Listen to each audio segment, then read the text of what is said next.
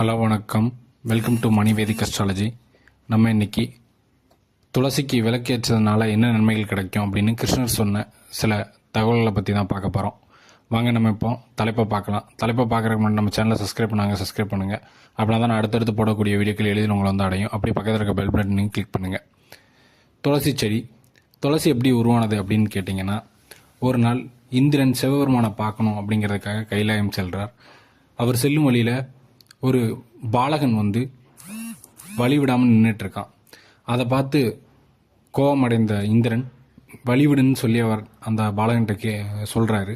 அவர் சொல்கிறத எதையுமே பொருட்படுத்தாத அந்த பாலகன் அதே இடத்துல நின்றுட்டுருக்கான். அதனால் கோபமடைந்த இந்திரன் தன்னோட வஜ்ராயத்தினால அந்த பாலகனை தாக்குறாரு. அந்த பாலகனை தாக்கவும் அந்த பாலகனாக உருமாறி இருந்த சிவபெருமான் ருத்ர ரூபம் கொண்டு கோபத்தை காட்டுறாரு. அதை பார்த்து பயந்த இந்திரன் சிவபெருமான்கிட்ட மன்னிப்பு கேட்குறான். தன்னோட மூன்றாவது கண் திறந்ததுனால அதில் உள்ள அந்த கோபத்தை வந்து ஆழ்கடலில் செலுத்துறாரு. அந்த நெருப்பு ஜுவாலையிலிருந்து பிறந்தவன் தான் ஜலந்தன். ஜலத்தில் பிறந்ததுனால அவன் ஜலந்தன் அழைக்கப்படுறாரு. சிவபெருமானோட மகன்தான். அவன் பல தவங்கள் இருந்து வரங்களை பெற்று பிரம்மா மூலமான ஒரு வரத்தை பெறுறான். எப்படி என்ன வரம் அப்படின்னு கேட்டிங்கன்னா, சிவபெருமானை தவிர உன்னை யாராலையும் அழிக்க முடியாதுங்கிற வரத்தை பெறுறான். அதன் பின்பு 3 உலகையும் ஆட்சி செய்கிறான். அந்த 3 உலகையும் ஆட்சி செஞ்ச ஆணவத்தில் அவன் வந்து கடவுள்கிட்டே போர் தொடுக்கணும் அப்படிங்கிற எண்ணம் வந்து அவனுக்கு வருது. விஷ்ணுவாலையும் பிரம்மாவாலையும் கூட அவனை தோக்கடிக்க முடியலை. கடைசியாக தன்னை படைச்ச கடவுளான சிவபெருமான்கிட்டே மோத முடிவெடுக்கிறான். அவன் திருமண பெண் பேர் தான் பிருந்தா. அந்த பிருந்தாங்கிற பெண் வந்து சிவபெருமானால் என் கணவன் வந்து சாகக்கூடாது அப்படின்னு தவத்தை மேற்கொள்கிறாங்க. தவத்தை மேற்கொள்கிறதுனால இந்த சிவபெருமானுக்கும் ஜலந்தனுக்கும் நடந்த போரில் சிவபெருமானால் அவனை தோக்கடிக்க முடியல. இந்த தவத்தினால தான் வந்து ஜலந்தனை தோக்கடிக்க முடியலன்னு தெரிஞ்சுக்கிட்ட விஷ்ணு ஜலந்தன் மாதிரியே உருவம் கொண்டு பிருந்தாவிட்ட போய் பேசுகிறாங்க. தன் கணவன் வந்துட்டாங்கிற நம்பிக்கையில் தவத்தை பிருந்தா கலைச்சிடுறாங்க. தவ வலிமை குறைஞ்சதுனால ஜலந்தன் அங்கே சிவபெருமானால் கொல்லப்படுறான். சிவபெருமானால் தன் கணவன் கொல்லப்பட்டதை கண்டுபிடிச்ச பிருந்தா தன்னை ஏமாத்தினது வந்து கணவன் போல வந்து ஏமாற்றி நம்ம தவத்தை நிறுத்தினது வந்து பகவான் விஷ்ணுங்கிறதுனால விஷ்ணுவை வந்து சபிக்கிறாங்க. கல்லா போவேன்னு. அதனால தான் நம்ம சாலக்கிராம கல்லுங்கிற வந்து கல்லா போகிறாரு விஷ்ணு.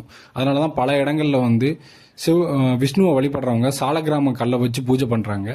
அதே மாதிரி சிவபெருமானையும் தன்னோட சாபத்தால் மறைய வைக்கிறாங்க. அதனால தான் நம்ம துளசியை வந்து சிவபெருமான் பூஜைக்கு எங்கேயுமே பயன்படுத்துறதில்ல.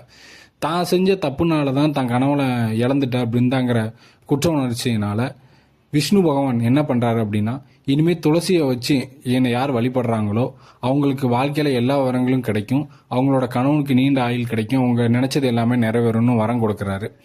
அதனால தான் நம்ம எப்போவுமே மகாவிஷ்ணுவை வழிபடையில் துளசியை வந்து பயன்படுத்துகிறோம். இந்த துளசியை எப்படி கும்பிடணும் அப்படின்னா, நம்ம வீட்டில் வந்து துளசி மாடம் இருக்கும். எப்போதுமே வந்து காலையில் எழுந்து குளிச்சுட்டு ஒரு கிளாஸ் தண்ணி எடுத்து அந்த துளசி பக்கத்தில் வச்சு தீப தூபங்கள் காட்டி கற்கண்டுனாலும் சரி, உங்களால் எது முடிஞ்சதோ நைவேத்தியம் பண்ணலாம். ஒரு 4-5 கற்கண்டு கூட வச்சு நைவேத்தியம் பண்ணி சூடம் பற்றி காமிச்சு வழிபடலாம். இந்த மாதிரி வழிபடுறதுனால மகாலட்சுமியோட பரிபூரண அருள், மகாவிஷ்ணுவோட பரிபூரண அருள் உங்களுக்கு கிடைக்கும். துளசி தேவியை யாரெல்லாம் வழிபடுறாங்களோ அவங்களுக்கு மகாவிஷ்ணுவோட பரிபூர்ண அருள் கிடைக்கும். அதனால தான் ஒரு கதையில் வந்து கிருஷ்ணர் ஒரு பக்கம் துலாபாரத்தில் ஒரு பக்கம் இருந்ததாகவும் பல பொருட்களை தங்கம் வைரம் போன்ற பொருட்களை வச்சும் அது எடைக்கெடை வரலன்னும் துளசி ஒரு துண்டு துளசியை வச்சோடனே அந்த துலாபாரம் வந்து சமமாக வந்ததுன்னு சொல்லுவாங்க. அந்த அளவுக்கு சிவபெருமானுக்கு விஷ்ணு பகவானுக்கு மிகவும் பிடிச்ச துளசி வந்து ஒரு முக்கிய இடத்தை பெறுது. கண்டிப்பாக நீங்களும் துளசி வழிபாடு பண்ணி மகாலட்சுமியின் அருள் பெற்று வாழ்க்கையில் அடுத்த கட்டத்துக்கு போவீங்கன்னு நான் நம்புகிறேன். நம்ம இது மாதிரி ஒரு நல்ல கதையோட அடுத்த வீடியோவில் சந்திக்கலாம். நன்றி.